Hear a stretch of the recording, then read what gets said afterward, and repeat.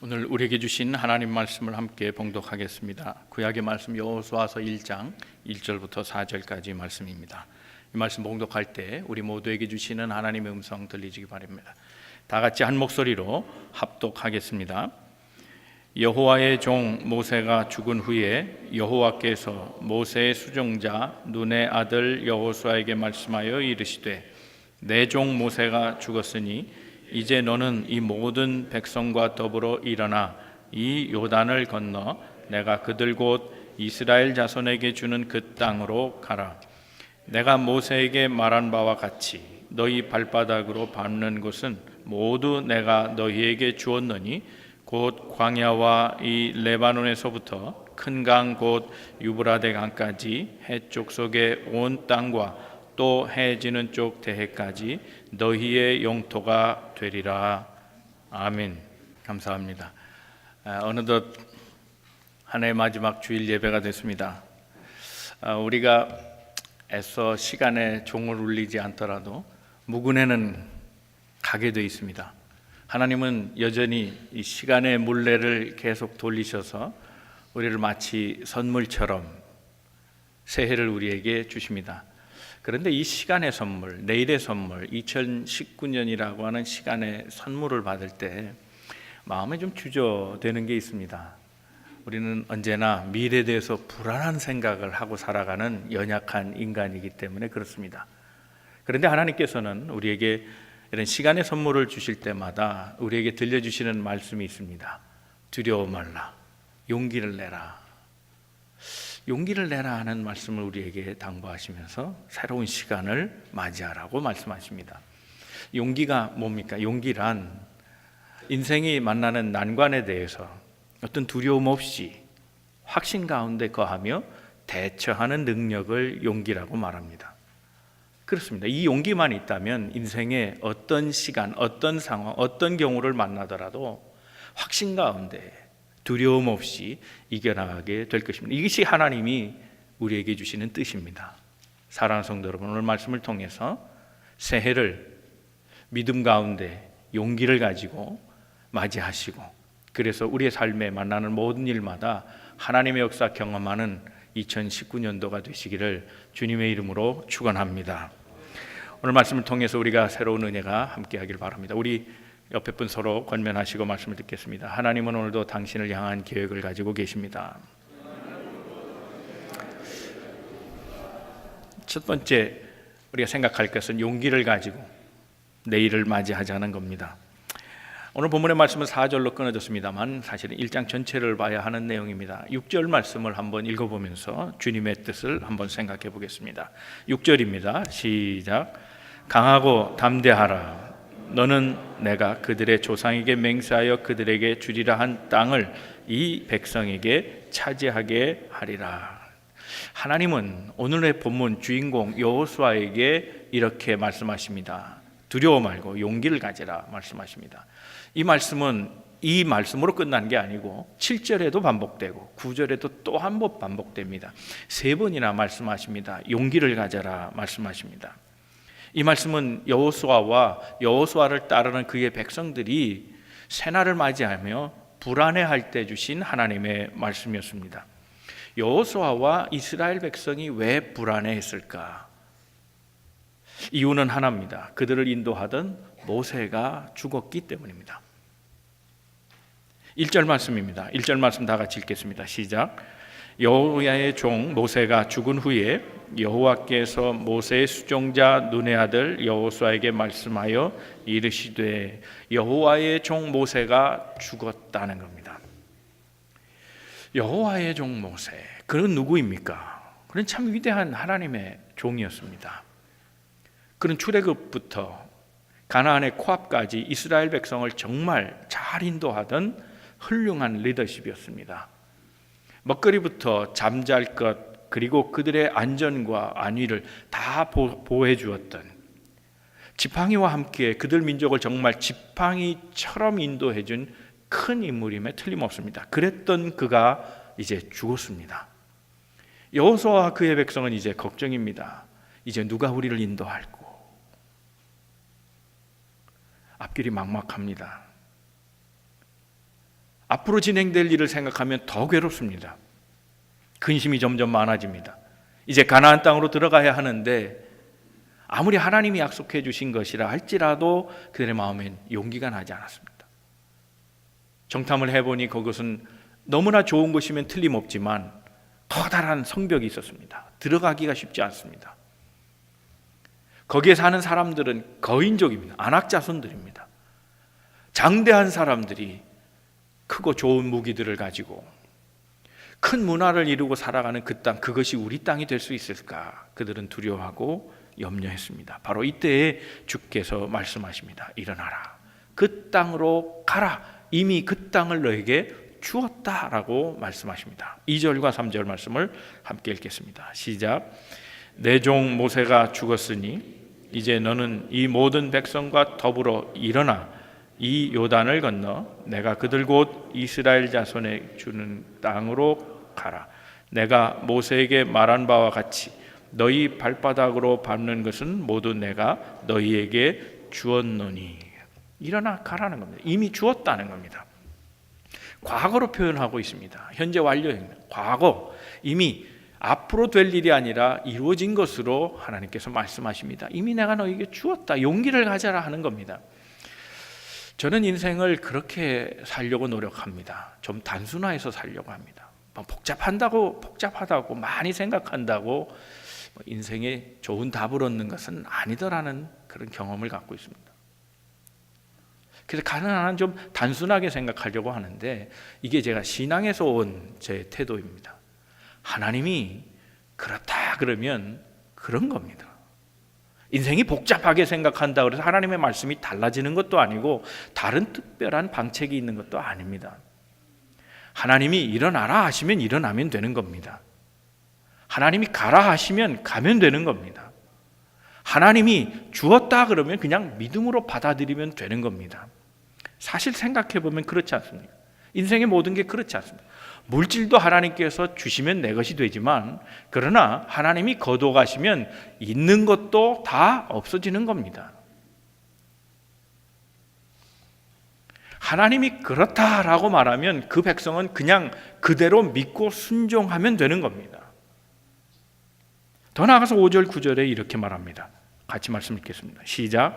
내 평생에 너를 능히 당할 대적자가 없으리니 내가 모세와 함께 있었던 것 같이 너와 함께 있을 것임이니라. 내가 너를 떠나지 아니하며 버리지 아니하리라. 내가 내게 명령한 것이 아니냐. 강하고 담대하라. 두려워하지 말며 놀라지 말라. 내가 어디로 가든지 내 하나님 여호와가 너와 함께 하시니라. 5절 9절에 하나님이 함께 하시겠다고 말씀하고 있습니다. 하나님이 함께 하신다 그러면 믿으면 되는 겁니다. 모세가 없어졌습니다. 그는 사망했습니다. 그들과 더 이상 있을 수 없었습니다. 그러나 모세와 함께 했던 그 하나님께서 그들과 함께 하신다면 모세가 있어도 없어도 지금 달라지는 것이 없지 않습니까? 하나님이 그렇다 그러면 그런 겁니다. 하나님이 함께 하신다면 그대로 믿는 겁니다. 하나님이 함께 하면 되지 않을 일이 뭐가 있으며 이루지 못할 일이 뭐가 있겠습니까? 분명한 것은 여호수아와 그의 백성이 이 하나님의 말씀을 그대로 믿었다는 거예요.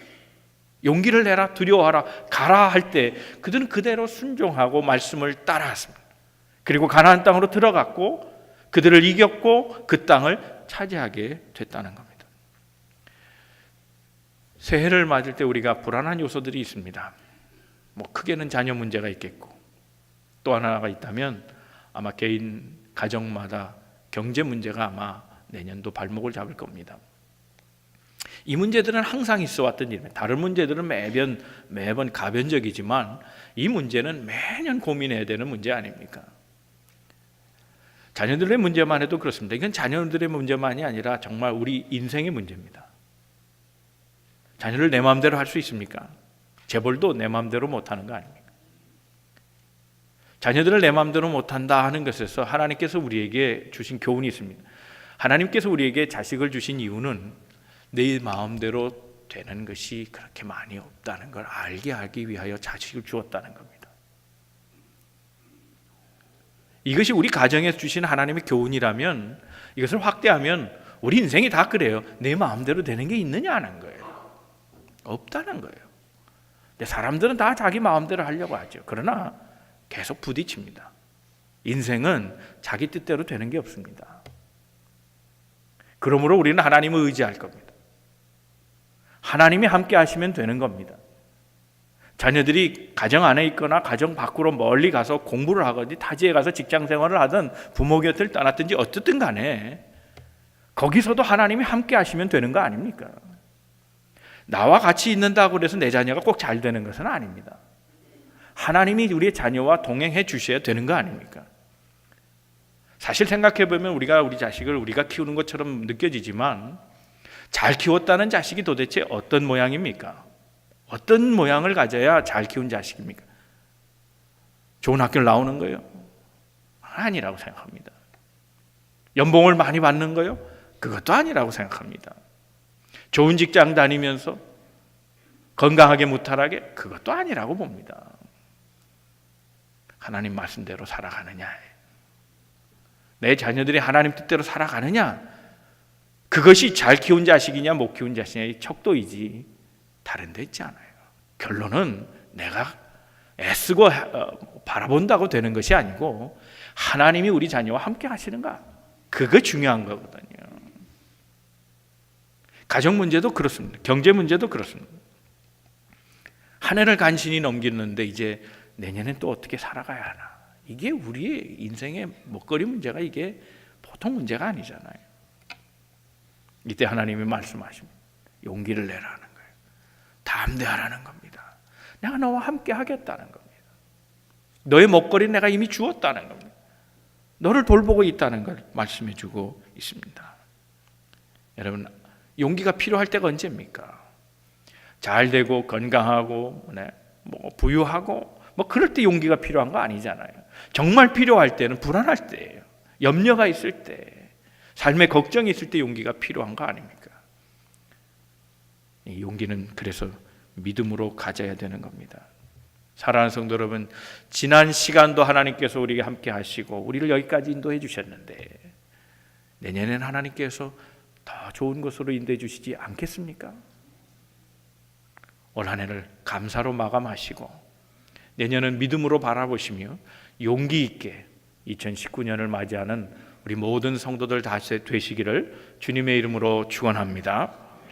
두 번째 생각할 것은 모든 일을 믿음으로 결정하는 한 해가 되기를 바랍니다. 우리 내년에도 많은 일들을 만날 겁니다. 그때마다 우리는 다 모든 일을 결정해야 합니다. 인생의 아마 대부분은 다 make decision입니다. 결정에 따라 달려 있습니다. 다 매 순간 다 결정할 거 아닙니까? 아침에 눈 뜨면 다 결정해야 될 거 아닙니까? 오늘은 뭘 할까? 뭘 먼저 할까? 뭘 나중에 할까? 어떤 일을 우선해야 되나? 누구를 만나야 하나? 다 결정해야 되는 거 아닙니까? 그런데 사람마다 다 이 결정이 쉬운 게 아닙니다. 결정을 하는데 어려움을 느끼는 사람이 있습니다. 이런 사람들을 결정장애를 가진 사람이라고 말합니다. 결정장애. 뭘 결정하는데 참 어렵습니다. 왼쪽으로 휙 갔다가 오른쪽으로 휙 돌아오기도 하고, 그래서 왔다 갔다 우왕좌왕, 그래서 결정 내리는 게 매우 어려운 사람들이 있습니다. 어떻게 하면 옳은 결정을 내릴 수 있을까? 성경의 위인들을 보면 그들이 어떤 결정을 하고 살았는가 하는 것이 보입니다. 그게 답입니다.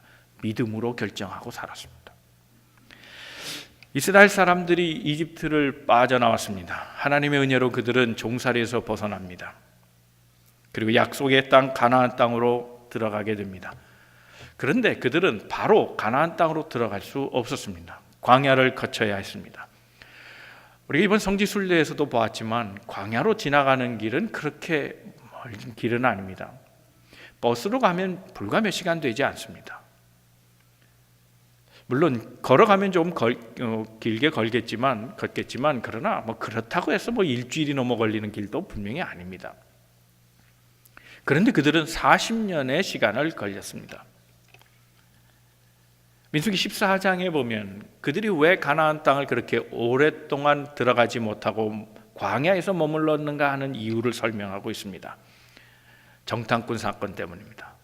12명의 정탐꾼을 가나안 땅에 들여보냅니다. 그들 모두가 돌아와서 모세에게 보고합니다. 그런데 12명이 일치된 의견이 없었습니다. 10명은 다른 보고를 합니다. 하나님의 약속과 반대되는 결정을 합니다. 그 땅을 들어가 보니 크고 좋은 곳이면 틀림없습니다. 그런데 그 땅을 차지하는 건 너무나 어렵습니다. 그들은 거인이었고 우리는 그들 앞에 메뚜기였습니다. 그 땅을 정복하는 건 불가능한 일처럼 보입니다 라고 그렇게 보고했습니다. 두 사람의 보고 역시 달랐습니다. 나머지 두 사람은 그 땅을 보고 와서 얘기하며 참 좋은 땅입니다. 하나님이 좋은 땅을 주셨습니다. 믿음으로 가면 될 것 같습니다. 그런데 하나님은 이 두 의견에 대해서 어느 편을 들으셨는가 하면 많은 편을 듣지 않으셨습니다. 믿음으로 결정한 두 사람의 보고를 받으셨다는 겁니다. 때로 우리 신앙생활은 다수결의 원리로 가는 경우가 많습니다. 많은 사람들이 그렇다는 겁니다. 그런데 우리 신앙인은 다시 물어야 합니다. 다수결의 결정이 아니라, 많은 쪽이 아니라 하나님이 원하시는 쪽이 어떤 것인가 하는 겁니다. 그것이 믿음으로 결정하는 일이라는 겁니다. 하나님은 10명의 보고를 좋아하지 않으셨습니다. 민수기 14장 9절에 2명의 보고를 한번 다시 듣겠습니다. 같이 말씀을 읽겠습니다. 시작. 다만 여호와를 거역하지는 말라.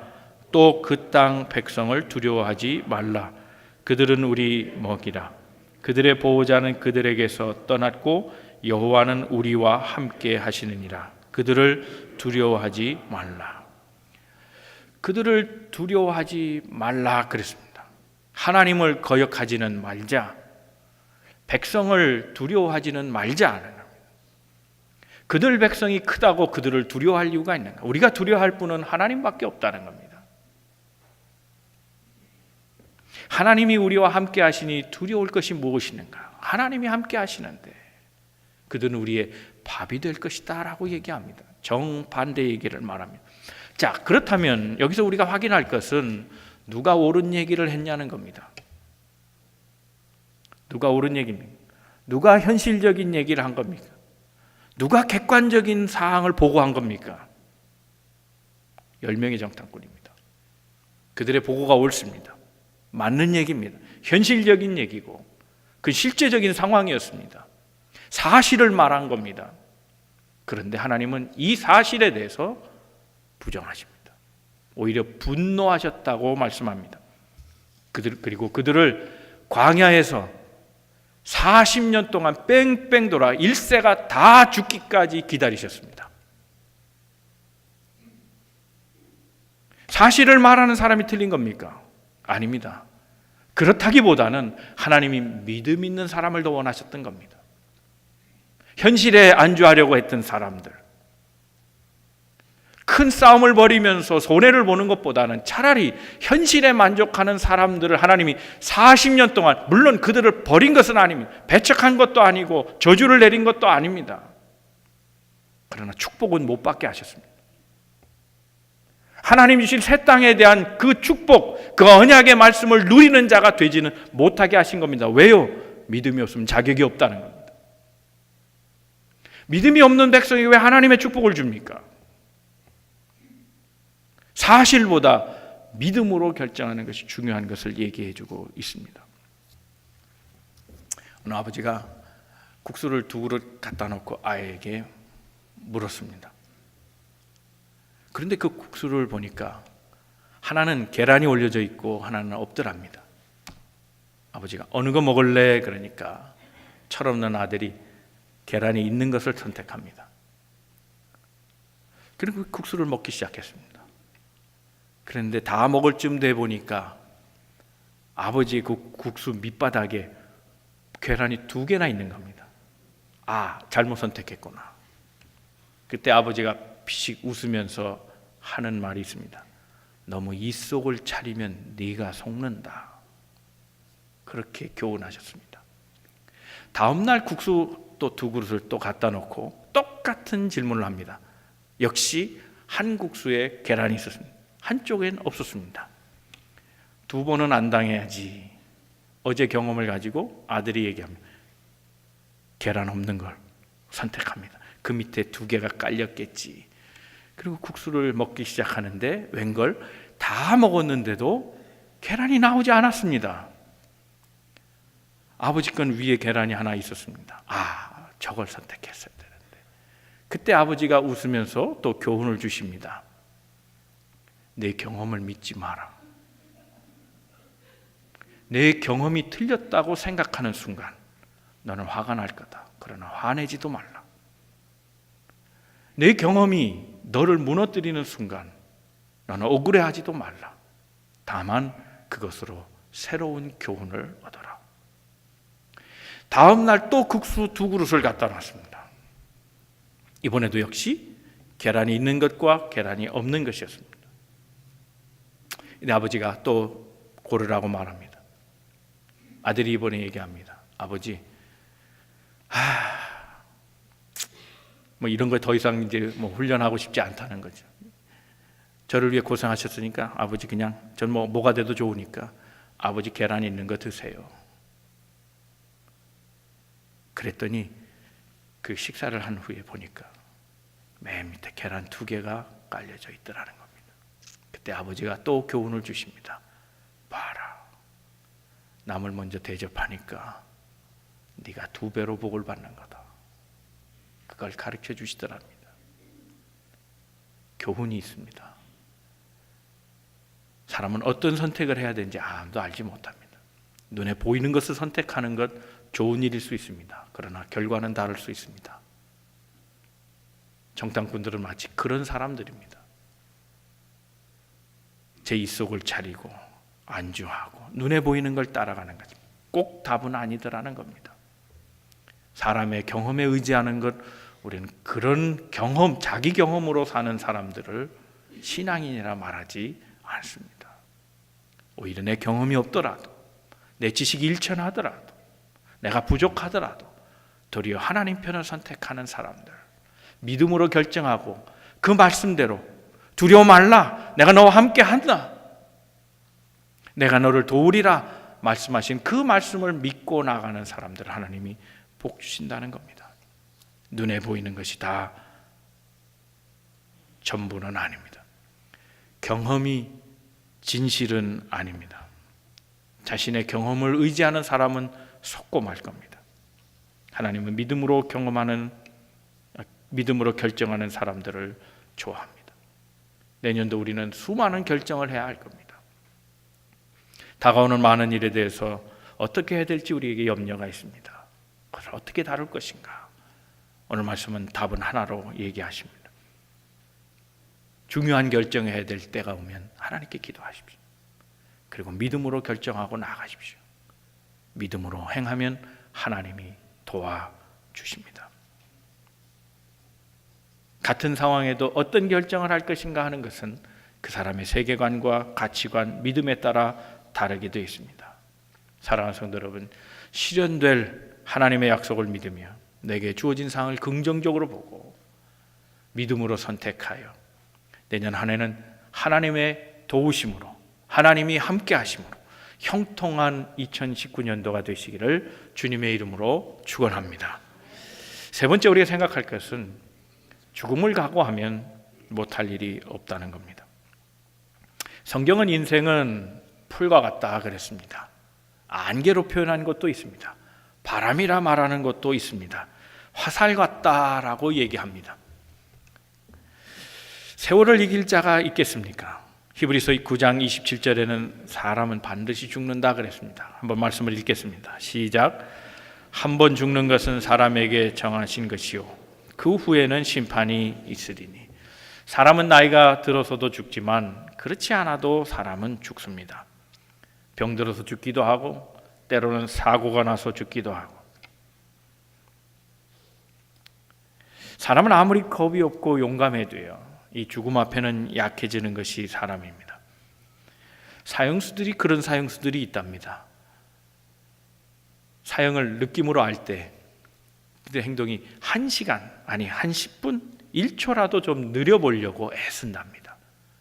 어떤 사람은 옷을 천천히 입기도 하고 어떤 사람은 신발을 툭 벗어 던지더라는 겁니다. 그래서 신발 끈을 고쳐 이렇게 매면서 몇 초라도 더 살려고 애쓴다는 거. 여러분, 우리가 잘 아는 철학자 니체, 신은 죽었다고 말한 사람, 그 사람도 마지막엔 하나님 찾았습니다. 니체는 목사 자식입니다. 그런데 그는 어쩌다 신은 죽었다고 말했습니다. 그러나 결국 그도 마지막엔 하나님을 찾고 죽었습니다.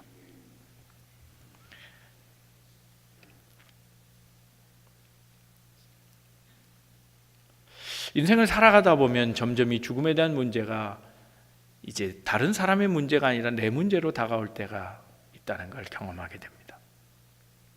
젊었을 때는 죽음을 별로 생각 안 하죠. 그러나 한 해 한 해 가면서 하나님 앞에 갈 날이 왔구나, 좀 더 가까웠구나, 그걸 느끼고 살아갑니다.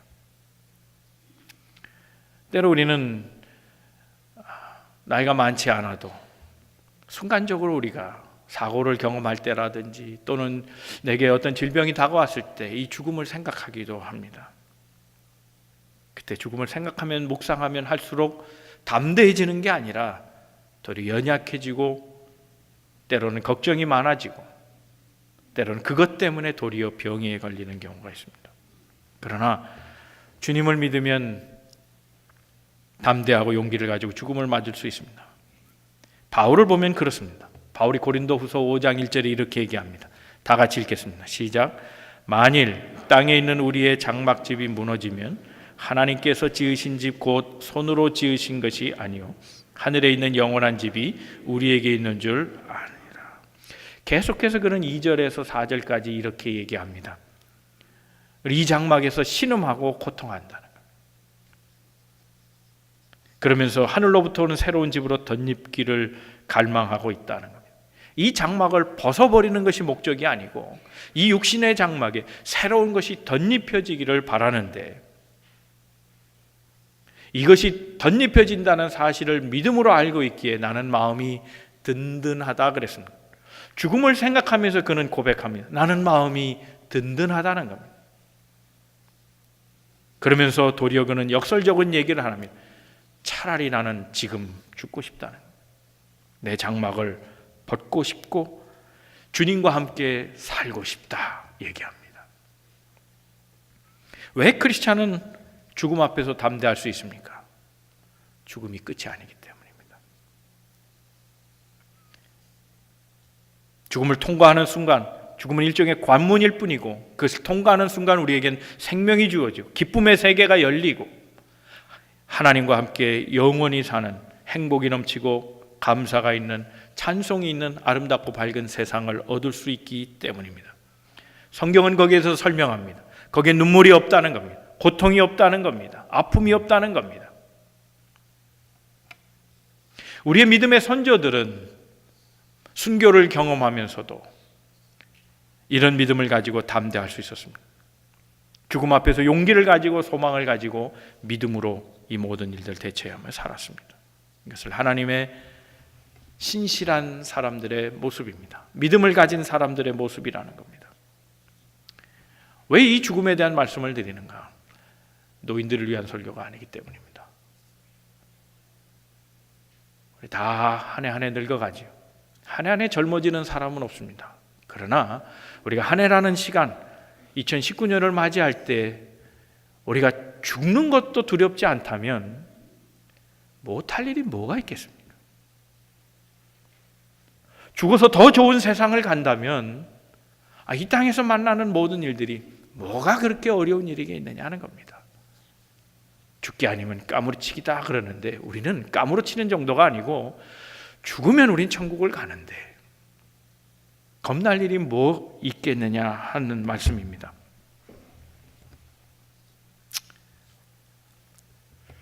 제가 미국 온 지 얼마 되지 않아서 뉴저지에서 세탁소 경험을 좀 해봤습니다. 주인은 아니고 일꾼이었습니다. 한 1년 반 프레서로 일을 했는데 저는 그게 한두 달 정도 할 줄 알았습니다. 근데 임지가 결정이 안 되는 겁니다. 이제 미국에 온 지 얼마 안 됐으니 무슨 임지가 나겠습니까? 미국을 잘 모르는데, 이민사회를 잘 모르는데 지금 생각해 보면 아마 하나님께서 이민사회에 일하는 우리 이민자들의 마음을 좀 이해해 보라고 그렇게 제게 시간을 주셨던 것 같아요. 근데 그때는 잘 몰랐어요. 특별히 초기에는 잘 몰랐습니다. 한 달, 두 달 일하면 될 것 같았는데 계속됩니다. 근데 마음이 불안해지기 시작하는 거예요. 저는 교회도 정해놓고 다니지 못했습니다. 장로교 목사니까 뉴저지 뉴욕에는 제 동기 선후배가 많습니다. 그래서 장로교를 갈 수가 없습니다. 그래서 저는 감리교를 다녔습니다. 그것도 큰 교회 다니면서 저를 알아보는 사람이 없기를 바랬습니다. 어느 날 세탁소에서 일을 하는데 갑자기 어떤 자괴감이 들더라고요. 내가 왜 여기 와서 이 일을 하고 있나? 그냥 한국에 있었으면 내가 이 일을 꼭 해야 하나? 그런 생각이 들었습니다. 그러다 하나님께서 골로새서 3장 23절의 말씀을 제게 머릿속에 탁 때리듯이 주셨습니다. 무엇을 하든지 죽게 하듯 하라는 것, 그리고 사람에게 하는 것처럼 하지 말라는 겁니다. 이 말씀 제게 어떤 약이 되는 말씀입니다. 저를 경각심을 일깨우는 그런 말이었습니다. 물론 그렇다고 제가 이것을 깨달았다고 즉시로만 일하는 것이 너무 기쁘고 즐겁고 그러지는 않았습니다. 그냥 깨달았을 뿐인데, 그래, 죽게 하듯 해야지, 맞는 말이지, 그러면서 그냥 일을 했습니다. 그러던 며칠 있다가 제게 또다시 주어지는 생각이 있었습니다. 제가 왜 기쁨이 없을까 하는 겁니다. 이게 분명히 하나님께 하는 일인데, 그렇다면 기뻐해야 되는데 제 마음속에 이건 내 소명이 아니라고 생각하기 때문입니다. 그건 내 소명이 아니야. 누가 해도 하는 일을 내가 왜 일을 하고 있을까? 내가 하는 일은 따로 있는데. 그때 다시 저를 깨우는 하나님의 말씀이 있었습니다. 이 일을 죽게 하듯 하지 아니하면 너는 하나님의 사람이 될 자격이 없다라는 생각입니다. 내게 주어진 모든 일을 하나님께 하는 것처럼 하지 아니하면 내가 하나님의 사람인가 하는 그런 반성의 생각이 들어온 겁니다.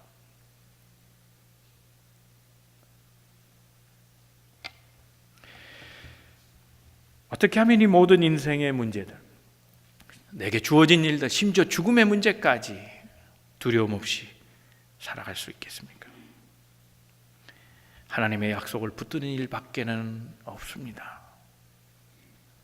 놀라지 마라, 두려워하지 마라, 용기를 내라, 내가 너와 함께하리라, 내가 너에게 복을 주리라 하는 이 말씀을 붙잡고 살아가는 것, 이것이야말로 우리 그리스도인들이 가져야 될 마음이고 새해를 맞는 우리들의 자세가 아닌가 싶습니다.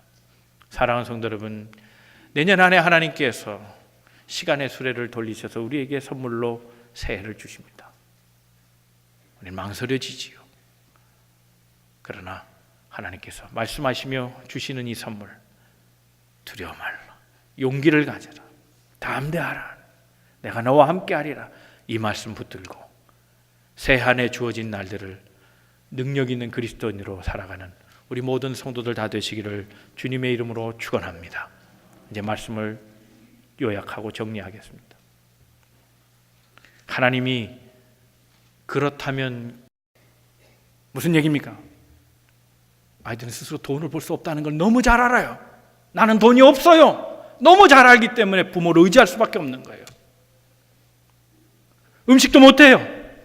부모를 의지하지 않으면 밥도 안 줘요. 그걸 알기 때문에 부모에게 붙어 있는 거예요.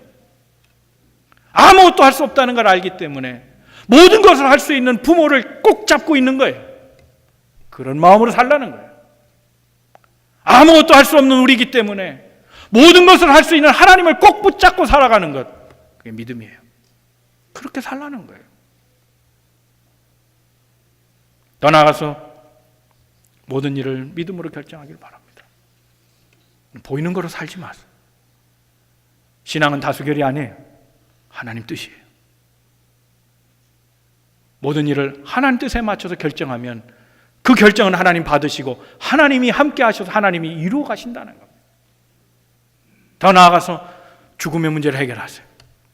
그리고 나서 죽음도 이길 수 있는 사람 되셔서 어떠한 일도 힘들어요, 어려워요, 못하겠어요 하지 마시고 할 수 있어요. 하면 되지요. 하다가 죽으면 하늘나라 가면 되지요. 이 마음으로 사세요. 못할 일이 무엇이 있겠습니까? 사랑하는 성도들, 우리 내일을 맞는 것 두려울 때가 있어요. 내년엔 잘할 수 있을까? 염려가 우리 마음속에 가득하죠. 그러나 오늘의 말씀을 듣고 희망을 가지시기 바랍니다. 주께서 함께 하신답니다. 용기를 가지라 우리에게 말씀하십니다.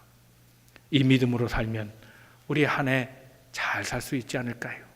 사랑하는 성도 여러분, 하나님이 함께 하셔서 여러분의 인생을 도우시고 그래서 여러분의 삶에 감사와 기쁨이 넘쳐나는 그런 2019년도가 되시기를 주님의 이름으로 축원합니다.